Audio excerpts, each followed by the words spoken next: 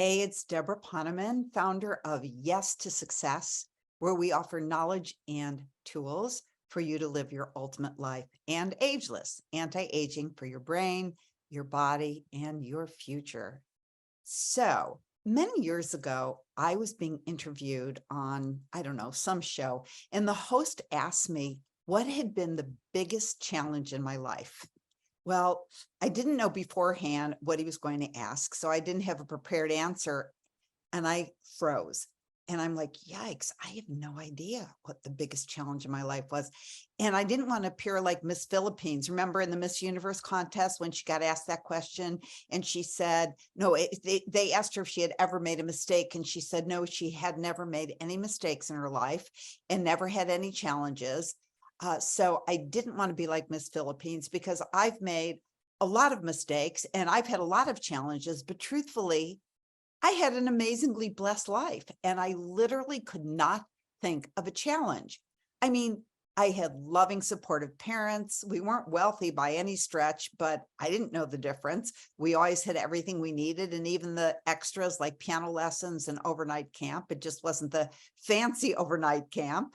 I have a brother we've gotten along since day one. In fact, we have a mutual admiration society. I have great health, many friends. I've had two husbands, not at the same time, but both amazing men, brilliant, handsome, loving, kind, divorced from both because the marriage part of our friendship was over, but I still love and adore them both and will always be good friends. They're both remarried now to fabulous women, and I'm so happy for them. I have a son and a daughter who I am constantly in awe of, a career I love, spiritual practices that have brought great inner fulfillment. But while fumbling around for the answer to what my biggest challenge was and not having time to think about it, I said, well, I guess my greatest challenge is no matter how much I do or how much I have or how much I accomplish or how much I give, I never feel it's enough or that I'm enough.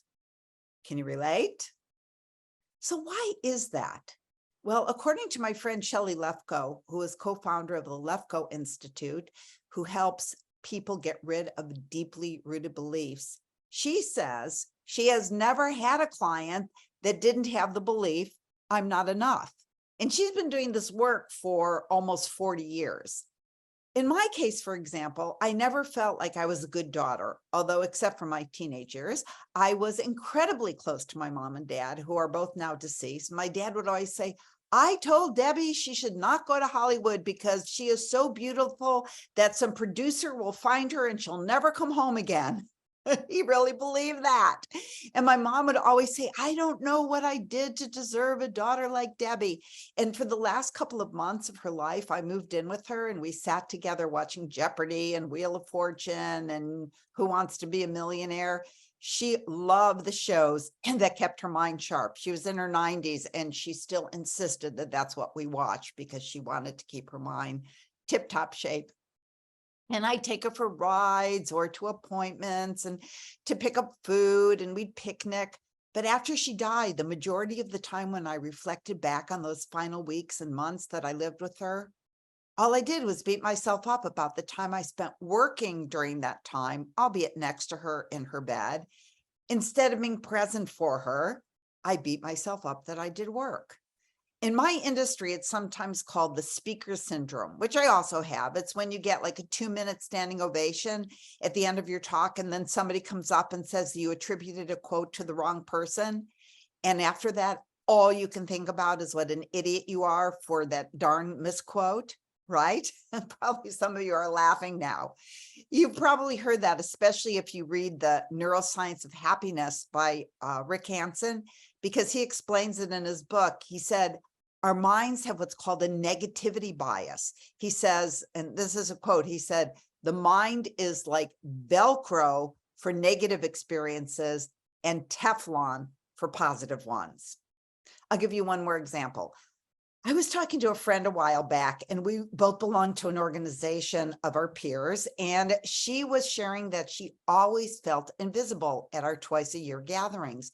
And she would always watch me and how I was always in the middle of the action. And she always felt like she should drop out because no one would even miss her. Well, I nearly fell off my chair when she said that, because I thought the same thing about her, that she always looked like she was in the middle of all of the action and I should drop out because I'm obviously invisible. And then we asked a few other friends what their experience was in the group, and surprise, surprise, what do you think they all felt? So, how do you overcome this? Well, I'm going to share a few tools and techniques to get you going, ones that I continue to use myself that have really helped. But first, you know that sinking feeling in the pit of your stomach, or that tightness in your throat or your heart when something happens that makes you feel like you're dumb or inappropriate, or you said something stupid, or you're just inadequate? I'm sure you know what I'm talking about. And you might also know that that feeling is not about what's happening in the moment, but rather how what's happening in the moment is hitting up against some old belief. And what causes you pain is not what just happened, but your belief about what just happened, which might not be true at all. So, the first thing I recommend for long-term inner fullness is that you have a meditation practice, and one that has been scientifically proven to release stress and impressions in your mind and lodged in your body that have been accumulating from for weeks and months and years of living, actually your whole lifetime. And at the same time, a meditation practice that creates a growing inner silence and peace, not a technique that somebody made up and you learned down the street at the YMCA. You know, somebody who decided, I'm going to teach people how to be enlightened spontaneously. Hint, don't count on it. But one that's been passed down by an ancient tradition and has withstood the test of time, one that's taught by a qualified teacher who's been trained in that tradition. I mean, the two best techniques that I found that meet those criteria are the TM technique and also Sahaj Samadhi meditation, which is taught through the Art of Living Foundation. I taught TM for actually 22 years, and now I've been teaching Sahaj Samadhi for the last 30 years. So trying to be content on the outside without that deep inner silence on the inside that meditation creates is like trying to build a building without a foundation and wondering why the building crumbles.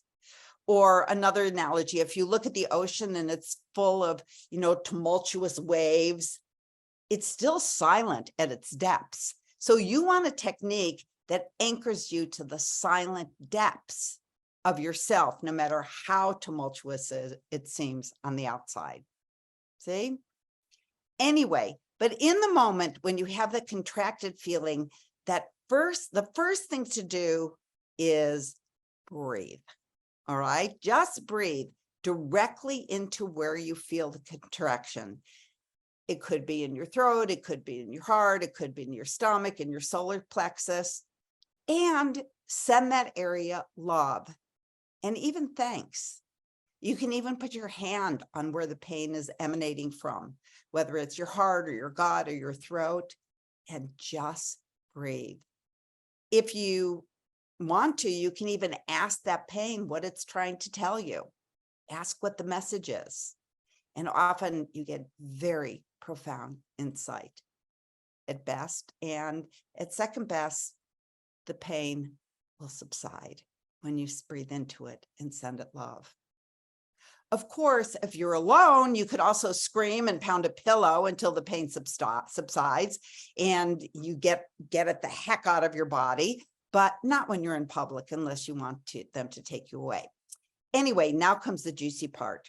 First of all, know that everything is a gift. As Byron Katie, author of Loving What Is, says, nothing is done for me.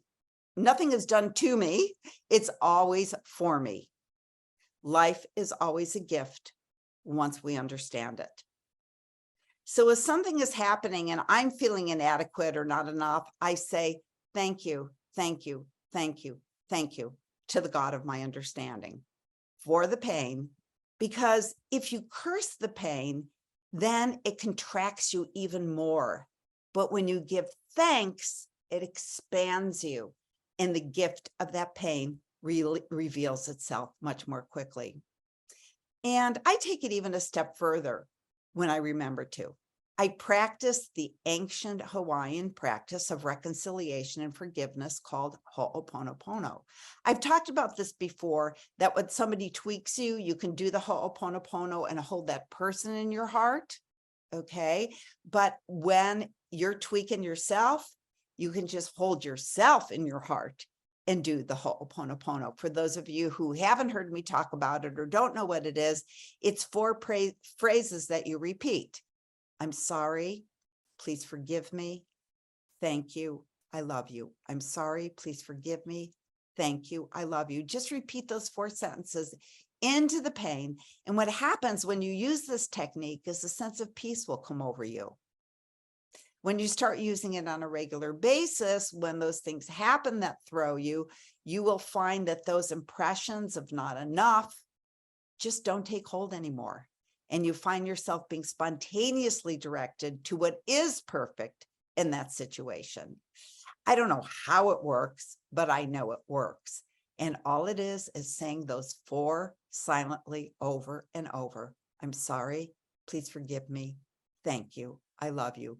Directed towards yourself or directed towards that area where you're feeling the pain. And it doesn't matter what order you say them in. So I know you're thinking, oh, what was the order? Doesn't matter. And there's always the option again of doing work with someone who helps you get rid of those impressions, like Shelley Lefkoe. It's spelled Lefkoe of the Lefkoe Institute, or tapping is another way. One of my favorite people who teaches tapping is Margaret Lynch, or theta healing with Karen Abrams, or ancestral clearing work with John Newton. They're all there. We have incredible healers and energy workers on the planet right now, and they're all here to help you get rid of those impressions so that when you experience things in your life, you just experience them for what they are in the moment, and they don't hit up against an impression and then re-trigger that feeling of not enoughness. And you do some kind of work that clears impressions from the chit. It's called the chit in Sanskrit, is the storehouse of impressions. Or if you have any other suggestions, share them in the comments below. But these tips give you a starting point, and perhaps in the coming weeks, I'll share a few more. Oh, and one more. Remember me and my friend and how we thought we were the only ones who felt invisible? Well, we decided that the next time we were at a gathering of our peers, instead of worrying about ourselves and how we felt invisible and definitely not part of the in crowd, we decided that instead, when we had that feeling, we would go look around and notice if there were others sitting alone or looking like they probably felt invisible, and extend love to them and reach out to them and make sure that they were included. It worked miracles.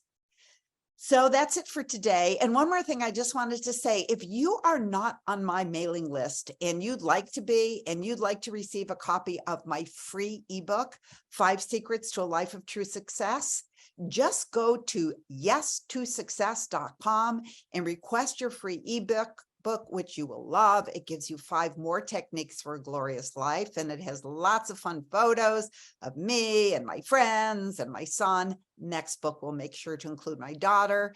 We want her to get her time for a photo op. And when you request the book, you'll then be on my mailing list, and you'll know when I offer my success program and my anti-aging program and my communications course. And that teaches you how to be effective on Zoom and also in personal communications, and also from the stage, all that good stuff. So that's it. Have a fabulous week, and I send you my love as always.